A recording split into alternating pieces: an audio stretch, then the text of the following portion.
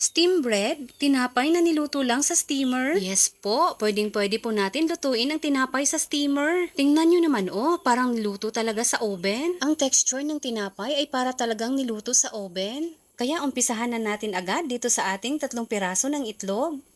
Pero ihiwalay lang natin ang isang egg yolk. Gagamitin pa natin ito mamaya. Iset aside lang natin. Lagyan lang natin ito ng 1/4 cup ng asukal at 1 teaspoon ng yeast. I-mix-mix lang natin itong mabuti hanggang sa matunaw ang ating asukal. Bago natin ilagay ang 2 cups ng bread flour o first class na harina at 2 tablespoon ng margarine. At i-mix-mix lang natin ito bago natin ito masahin. Nasa pagmasa ang sekreto para sa masarap na tinapay. Masahin lang natin itong mabuti hanggang sa maging ganito na ang consistency ng ating dough. Napaka-smooth at makinis. Takpan lang natin ito at i-rest lang natin ito ng 1 hour. After 1 hour, nag-double na ang size ng ating dough. I-punch lang natin ito para ma-release ang air bubbles. At pwede na natin ito i-slice ayon sa gusto nating laki ng ating tinapay. Nasubukan nyo na ba gumawa ng tinapay sa steamer? Kung hindi pa, abay subukan nyo na. At bilugin lang natin ito lahat.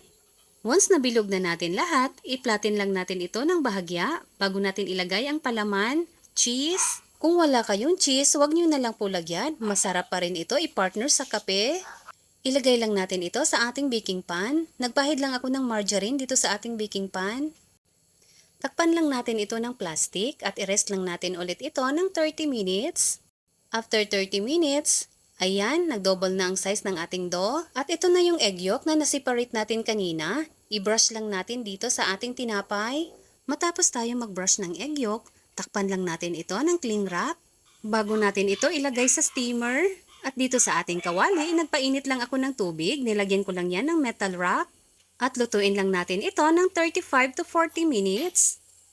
After 40 minutes, ayan, luto na ang ating tinapay. Napakasarap nito, i-partner sa kape, pang merienda ng mga chikiting. Sa hitsura pa lang, parang niluto talaga sa oven. Ang lasa, sarap at lambot ay walang ipinagkaiba sa mga niluto sa oven. Hindi na natin kailangan ng oven para makagawa ng ganito kasarap na tinapay. Kaya kahit nasa bahay ka lang, pwede ka na gumawa ng tinapay. Hindi mo na kailangan lumabas para bumili ng tinapay. Huwag po kalimutan mag-follow and share. Maraming salamat. Hanggang sa susunod mga kakusina!